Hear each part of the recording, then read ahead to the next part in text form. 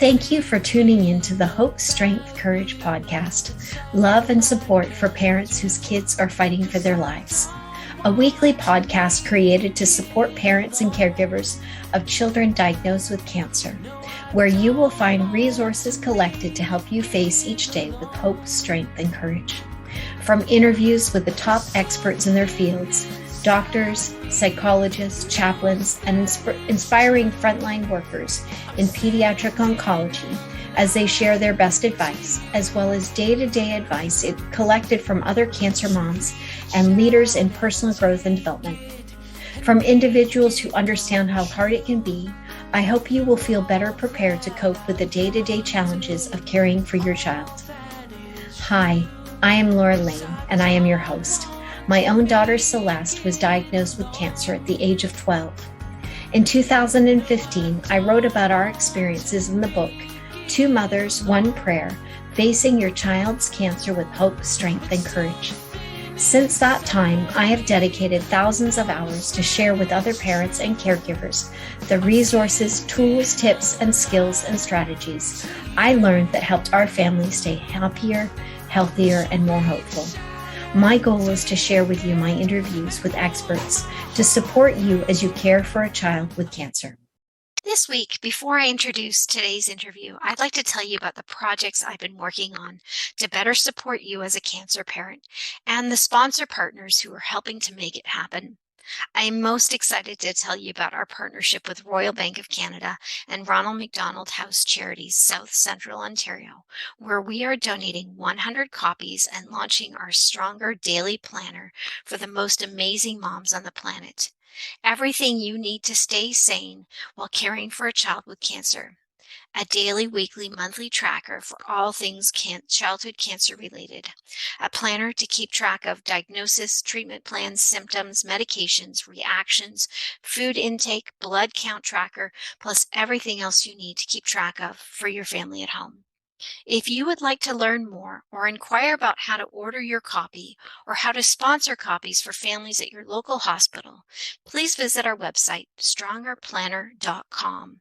This project has been made possible with the funding help of the Royal Bank of Canada, Ronald McDonald House Charities, South Central Ontario, to help us to distribute the planners, the design expertise of Mockingbird Designs, and impressive printing in Hamilton, Ontario. Our other exciting news is our 30-minute free webinar series, Coping Skills for Cancer Moms, hosted every Friday at 12 p.m. North American Eastern Time. I hope you will join me each week as I cover one of 7 pillars to living with grace and ease. My goal is to share the valuable skills I learned when our daughter Celeste was diagnosed, give you a short activity to help you to apply the skill, then open things up for questions, all in less than 30 minutes. If you are struggling right now, this might be just what you need to help you feel loved and supported and give you the strength you need to carry on one more day, one more week, one more month. To learn more, please visit my website, lauralane.ca. Now for today's episode, which features my interview with psychologist Dr. Wendy Ulrich, as we discuss how cognitive behavioral therapy can help us become more hopeful. Last week, we spoke with NLP practitioners Jacquie, Nagy, and Olvera about how to take time for your self-care and relaxation. And I love that this week's conversation with Wendy picks right up where we left off with them. She shares an amazing definition of hope and talks about how we can find meaning in the most difficult situations. When we retrain our brain to look at things differently, we can calm our brains to find peace and override the negative thoughts we generate when we become depressed. I hope you will enjoy this interview as much as I did. I am pleased to formally introduce you to Dr. Wendy Ulrich. Wendy is a psychologist and former president of the Association of Latter-day Saint Counselors and Psychotherapists, and has been a visiting professor at Brigham Young University. She has authored numerous articles and books, including Habits of Happiness, Let Go and Let God Love You. She is the founder of 16 Stones Center for Growth, offering seminar retreats for women and their loved ones. She and her husband, Dave Ulrich, have 3 children and 8 grandchildren. Thank you, Wendy. I'm so pleased to have you with us today. It's such a pleasure. So excited about what you're doing, Laura. Thank you. Thank you. So tell me, what led you into the field of psychology? Now, you have a PhD, correct?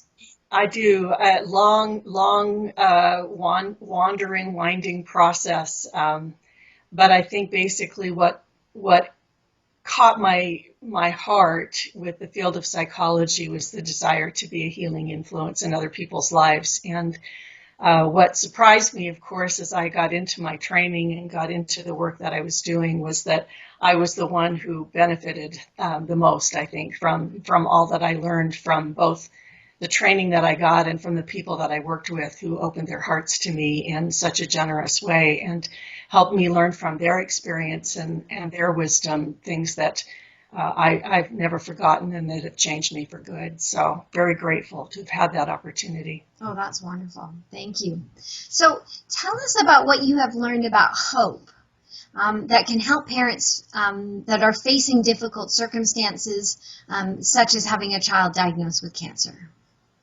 Hope is an interesting phenomenon in psychotherapy and in psychology, because one of the things we've learned from working with people is that hope is really essential, that we don't grow, we don't change, we don't move forward if we don't have some hope that the things we're doing will do some good and that we have some possibility of making sense out of the things that have happened to us. I've really loved a quote from Václav Havel, who was a Czechoslovakian playwright who became the first sort of statesman, and I'm not sure if it's prime minister or president or what the title is, but the first leader of the Free Republic of Czechoslovakia and the Free Czech Republic.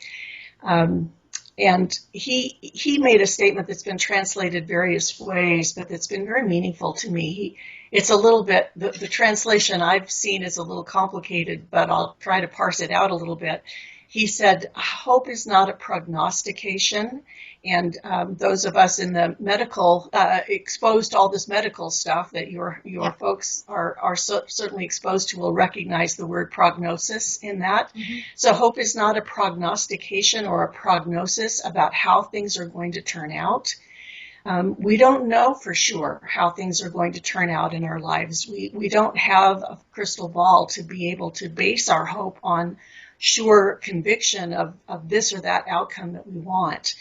So hope is not a prognostication, but rather an orientation, a way of orienting ourselves in the world. Mm-hmm. And that orientation, he said, is that no matter how things turn out, they can have meaning. Mm-hmm. That's been really helpful for me and for many of the people that I work with, because it's something that I can control. I can control to some extent the meaning that I put on things. I can't control always the things that happen to me or how my life unfolds in terms of my circumstances. But I can work on bringing meaning to whatever happens and making sure that that's my focus as I'm trying to respond to the challenges that I face. I can look at what's this going to mean about me. Another quote that I've really always loved is from Viktor Frankl, who wrote the book Man's Search for Meaning. And he said that, we often, and I'll paraphrase here, but we often sort of turn to life and say, what's the meaning of life? What's the meaning of this challenge, this trial? What's the meaning of this sometimes hopeless situation? What's the meaning of this tragedy? But he said, we don't have the right to just look to life and say, what's the meaning of my life? He said, life asks us, what is the meaning of your life? And we are the ones who create that meaning. And it's in creating that meaning that we find hope, that we find courage, that we find the learning and the growth that I think life is all about. Mm-hmm. Well, those are incredible quotes. Thank you. I wish I had heard them sooner. It's helpful to me. Yeah. Can you share with us what it is that you know about cognitive, and you probably help me say it, cognitive behavior therapy that can help parents when when they do feel hopeless and when they are feeling depressed? Cognitive behavior therapy is probably the most researched and developed form of therapy for dealing with depression and with other mental health issues as well. It's been found to be quite helpful. It's based on a very simple premise, which is that what makes us depressed is not just our biology, although that can certainly have an impact. It's not just our circumstances, although that can have an impact. What makes us depressed is what we tell ourselves these things mean about us. It's the inner dialogue that's going on in our brain that leads to the emotional response. So if I have this little thought flit through my brain, and I may not even catch it consciously, that, I'm a lousy person, or I'll never be happy again, or nothing good can come from this, or this is just completely unfair, life is unfair, I might as well give up. Those kinds of thoughts lead to the logical emotions that would follow if those things were true. Mm-hmm. So we can't necessarily get in there and say, well, you shouldn't feel bad because life is unfair or you're a lousy person, because it's kind of reasonable that we would feel bad if life is completely unfair and we're a lousy person. That's not the place that we can change the emotion, but we can back up a step and sort of say, what is it I'm thinking here? What is going through my brain? What were the thoughts that I was having right before I felt so bad, or in the last few weeks as I've been feeling so despairing? What are the thoughts I've been thinking, and can I challenge the veracity or the truthfulness of those thoughts?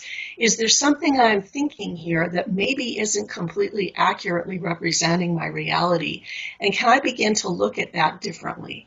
So I might look at, what's the evidence that I'm a lousy person? Or is there another way to think about the fairness of life that would be more constructive here? Or if I'm feeling like I'll never be happy again, do I really have the power to predict that accurately? Have there been times in the past when I thought I would never be happy again that proved to be not true? And as I begin to argue with myself a little bit about some of those thoughts, I can begin to change the emotional response that comes from those thoughts. One of the things that was interesting for me was an experience of David Burns, one of the developers of cognitive therapy.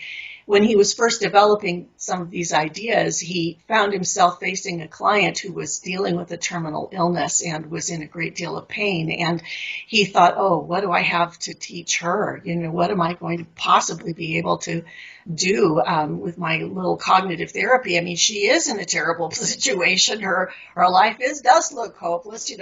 What is this going to be helpful to her? And what he was surprised to realize was that what was making her unhappy was not so much her circumstances, but what she was telling herself those circumstances meant about her.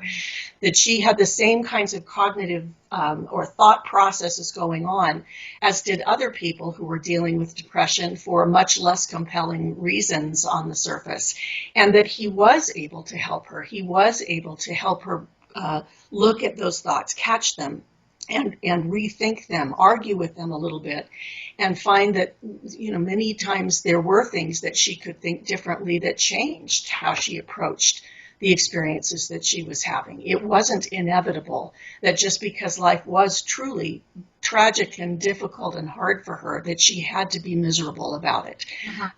One of the things I found is that sometimes when I'm dealing with my own struggles with depression or whatever it might be, sometimes I'm kind of holding on to the anger or the depression as a way of sort of blackmailing the universe with how miserable I am. If I'm truly miserable, something will change. Somebody will get it up there that I can't cope with this and they need to change my circumstances.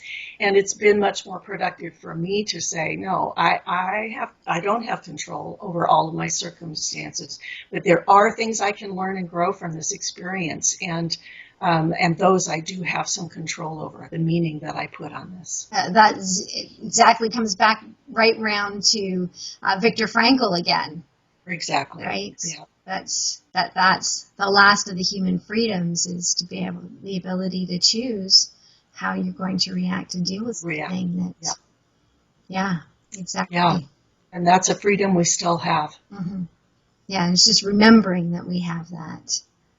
Which is not easy, you know. I mean, as much as I've studied all of this, I found myself just fairly recently feeling kind of down about something and thinking, oh, well, you know, it's just because I hurt, I'm getting old and I don't like this and that, and I probably have a biological predisposition to depression, you know, and I was going through all this stuff, and I finally thought, wait a minute, I know better than this. Let me stop and think. What have I been thinking? What are some of the thoughts that are going through my head that are associated with this depression? And I immediately could begin to capture some of those thoughts and think, oh, okay, so I am contributing to my own emotional state here by letting these thoughts just kind of whiz through my brain without stopping and catching them and saying, what am I thinking? And is this true? Is this helpful? Is this constructive?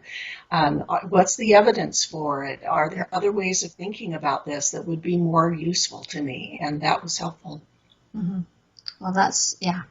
And it's just a point of, again, just remembering. And it's nice to know that even people such as yourself who know this stuff, still have to remind that if we get into that habit that it's like, okay, we don't have to beat ourselves up because we let ourselves get into a depression.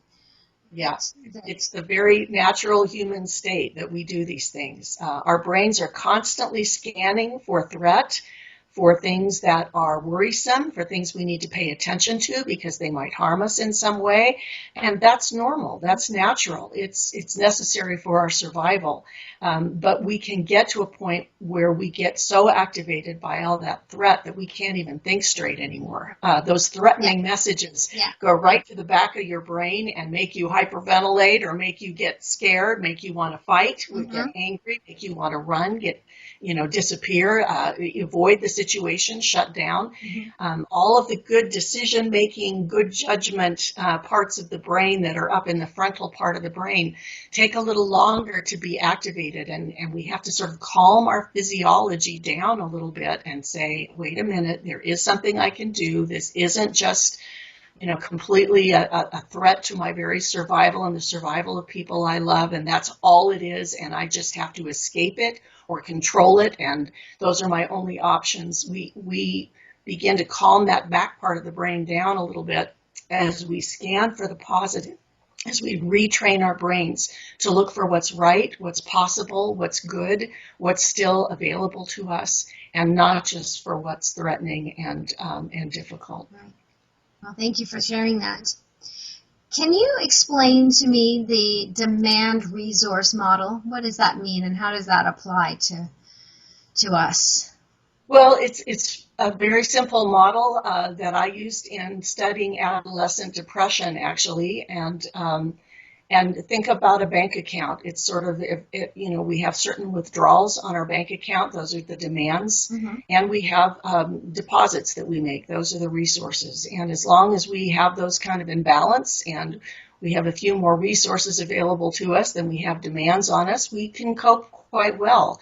In fact, you wouldn't really want to have a bank account that you never could make withdrawals on, that you could never place demands on. It wouldn't do you much good to have the money just sitting there and never using it for anything. And stressors are not a negative thing in our lives. Stress and challenge is how we grow. You don't get muscles by picking up feathers. You get muscles by picking up weight and carrying it, and stressing your body to a certain extent is how we grow physically, and it's how we grow emotionally and mentally as well, by pushing ourselves to learn things and by being pushed by life to take on challenges that maybe we wouldn't like to take on or wouldn't ask for, but when we pick up that weight, when we pick up those challenges and learn how to lift it, we don't have to be miserable. So it's just as depression producing when we have too many resources and not enough demands. We have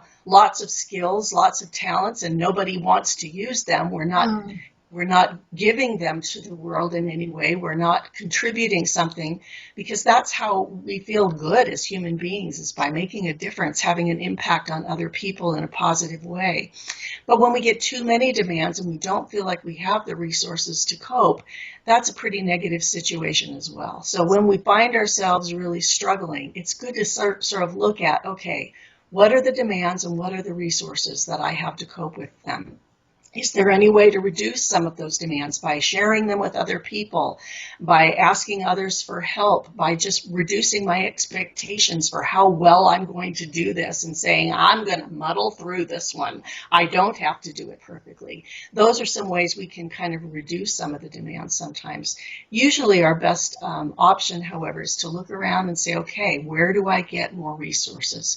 Some of those resources just simply come by getting better and better at managing things we didn't know how to manage before, and we only can really get those resources by trying and failing, learning from our mistakes and trying again.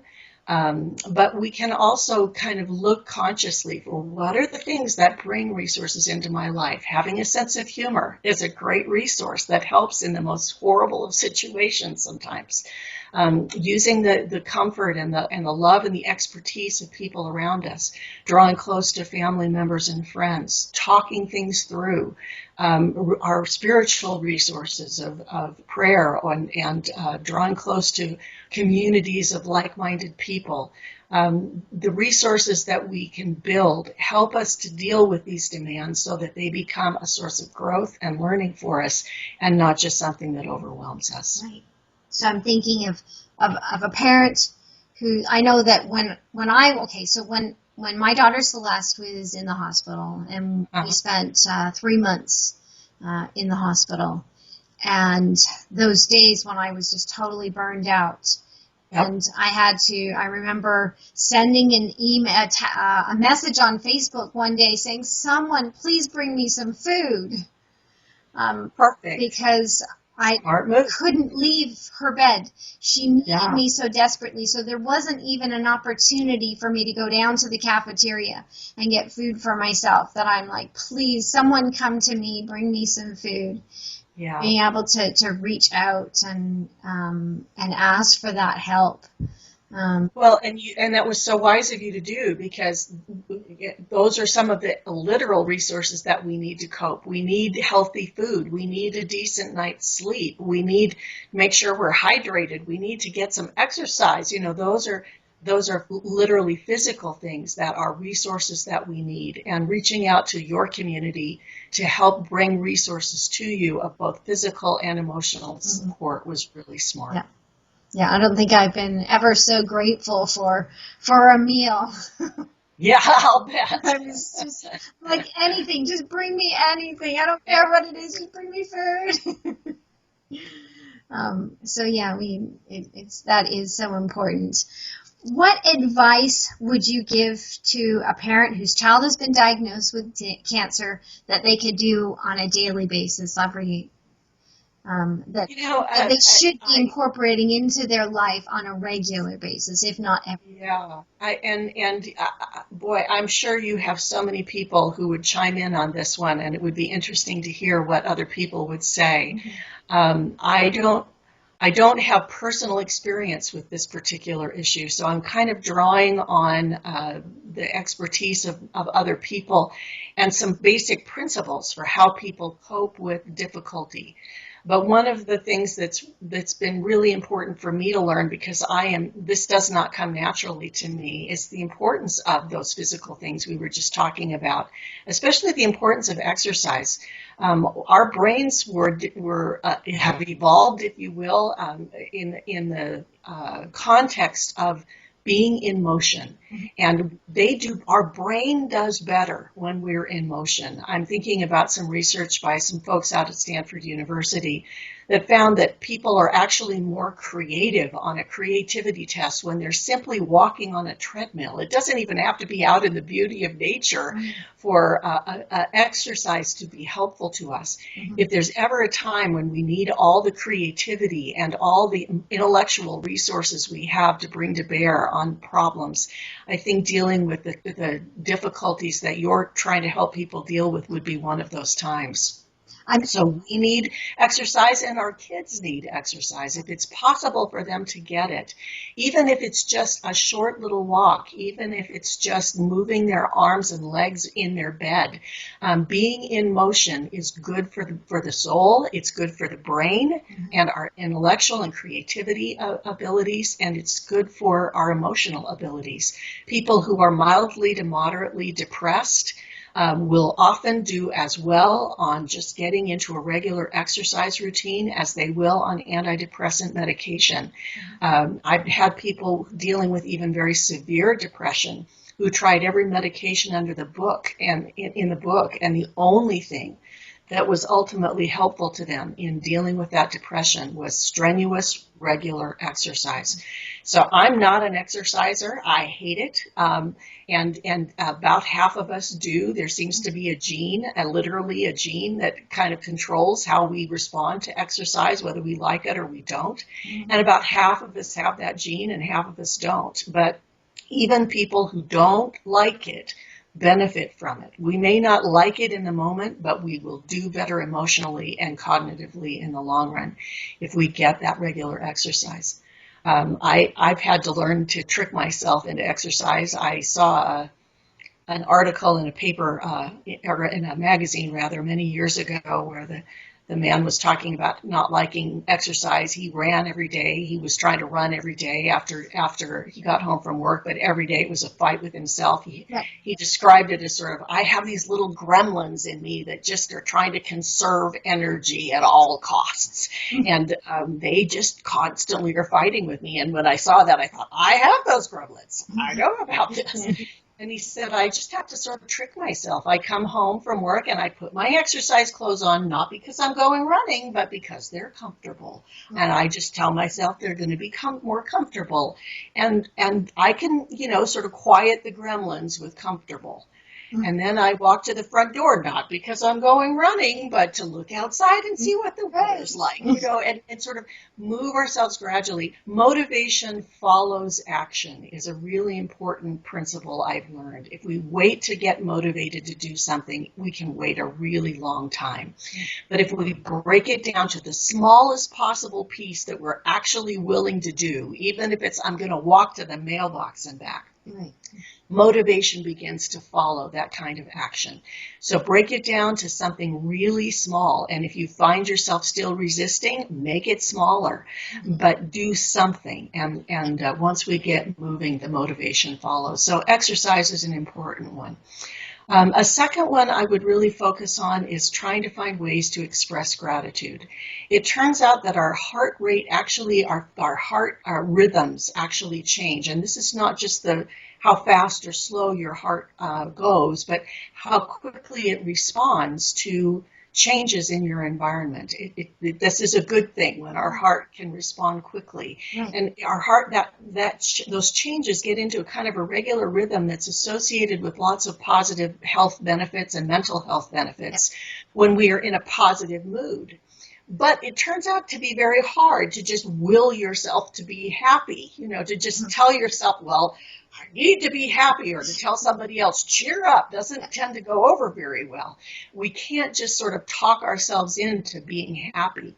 But there is a positive emotion that we can talk ourselves into, which is being grateful. And when we focus on gratitude, on putting ourselves into a place of really feeling grateful, that turns out to be something we can do and we can control. And we can train ourselves again. We can train our brain to scan for positives by looking for what we're grateful for. I like to, when my kids were younger, I like the idea, and with my grandkids, of having a little nightly routine of what are we grateful for today. I do it with myself. I spend a few minutes at the end of every day just trying to think about what was good about today. What was my favorite part of the day? What was an unexpected surprise today? Where did I see the hand of God in my life today? What really was sweet and beautiful today? And there's always something that we can respond to positively. And cultivating that practice goes a long way. So those are a couple of things. A third one is we can focus on what we can control, even in the midst of what we cannot control.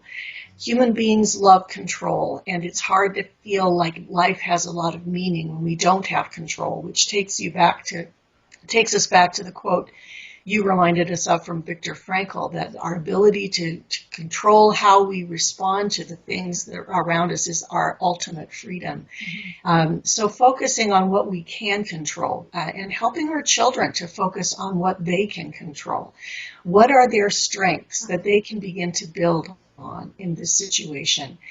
And they use those strengths to help other people and to strengthen others is a really good way of bringing control as well as meaning into our lives. Is it a sense of humor? Is it the ability to serve someone else? Is it ability to enjoy beautiful music or to stretch and exercise your body a little bit, which in whatever way you can? Finding those strengths and building on those ways that we do have something we can still contribute to the world in a positive way, have a positive impact, or just receive in a positive way. Focusing on what we control, even in the midst of what we cannot control, is a very positive thing. A final one that I would recommend from some of the research is using money wisely. It's interesting when we look at some of the research on happiness, giving people big, huge chunks of money like winning a lottery and seeing what they do with it is one of the interesting little research projects of people who study happiness. Mm-hmm. And what they found is that big chunks of money and big purchases are the things we remember as having made us happy, but they're not really the things that make us have the experience of happiness in an ongoing way. So sort of two different ways of thinking about happiness. What do I remember that's made me happy? And those are the things like the big vacation or buying the new car, as opposed to what right now, as I just, ask people on a daily basis randomly, how happy are you right now? What are the things that people who respond and say, oh yeah, I feel really happy right now, what are they doing? Well, they turn out to be pretty small things. Having a nice conversation, being outside where it's beautiful. One of the things that we can do money-wise is spend our money sometimes on just little pleasures. In the long run, we're trying to save up for the big things we need, and that's a good thing. But it's not necessarily the big trip to Disneyland. It's not necessarily the big, the big major vacation or boat ride or cruise or whatever it is for us or for our children. Often it's the little things, the ice cream cone at the end of the day, the card, the balloon that we got to pat around the room, the little things that are not necessarily expensive at all, but that bring little moments of pleasure and connection and delight into our lives. So thinking about what are some ways I could spend, $2 today to bring a little bit of pleasure and happiness and something different into our lives. I was on a trip with my grandchildren last week. We were driving across the country with a 7-year-old, a 5-year-old, a 3-year-old, and an not quite 1-year-old for 4 days of intense time in the car. And we were just spending a lot of time trying to think, what are just little things, that will bring a little bit of pleasure. We found out that a roll of tinfoil is a great investment. You can make everything under the sun with tinfoil. You can tear it into pieces. You don't even need scissors. You can smush it together. You don't even need tape.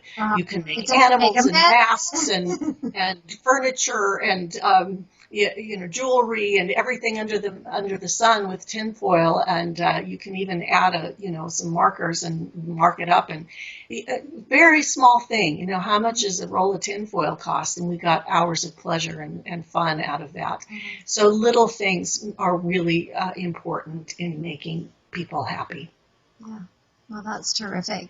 I was thinking when you were sharing about that ability to choose and making sure that our children have the ability to choose. When Celeste was at the Sick Kids Hospital in Toronto, they have a plan for their meal plan, that they don't just send meals at certain times. They have what they call the meal train. And they get a menu, and then they can choose what they want. Perfect. It's a full menu, and they can call at any time of the day. They pick up the phone, tell them their room number, or I think they even know the room number, and say, this is what I'd like.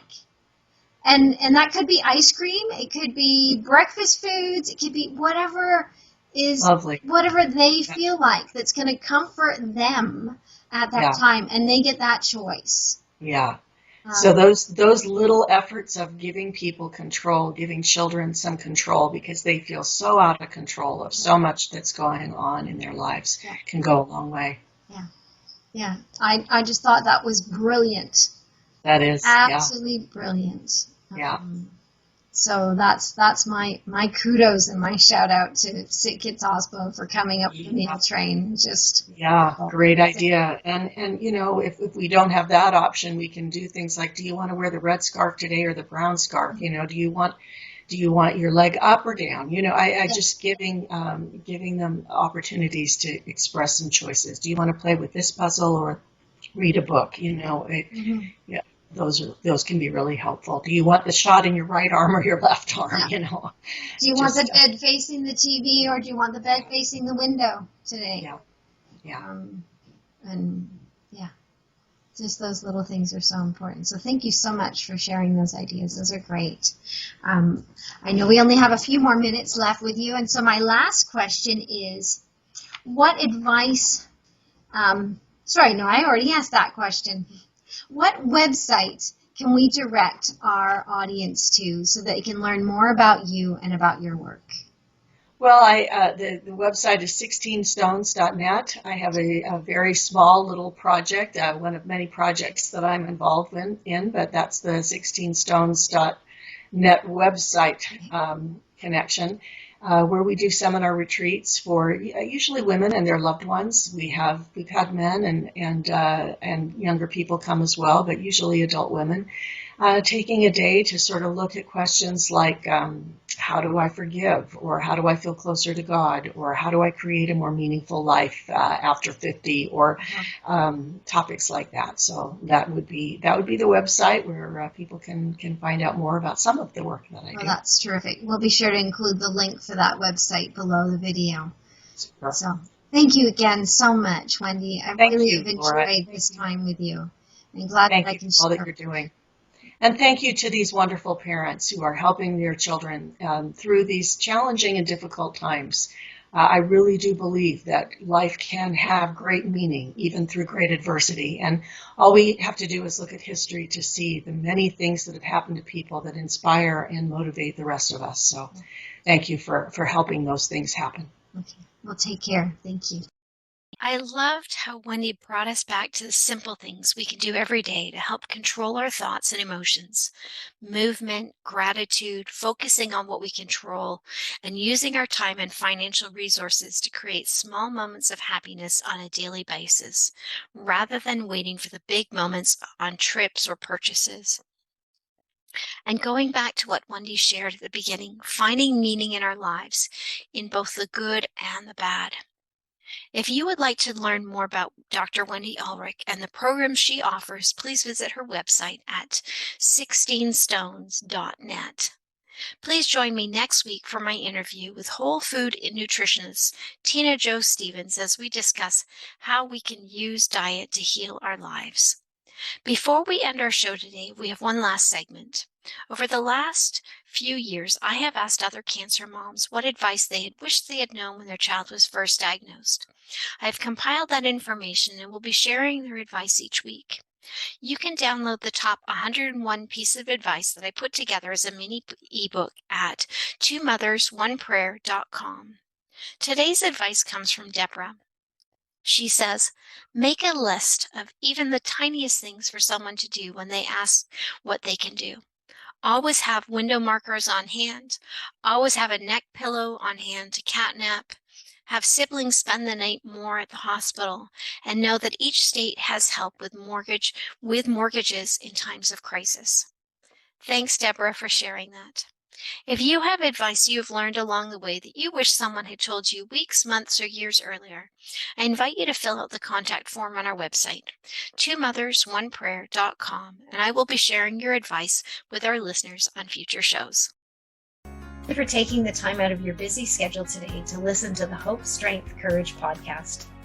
I look forward to sharing more experts and advice with you again next Wednesday. Please remember to take a minute to subscribe to the show. Thanks also need to go out to our Hope, Strength, Courage production team, which consists of my wonderful assistant Tracy Ogilvy McDonald, Andrew Braun at Braun Audio and Audio Geek, music by Fizz Anthony, social media support by Marife Constantino, and graphic design by Amy Hosmer. To learn more about myself, Laura Lane, and to order my book, please visit lauralane.ca.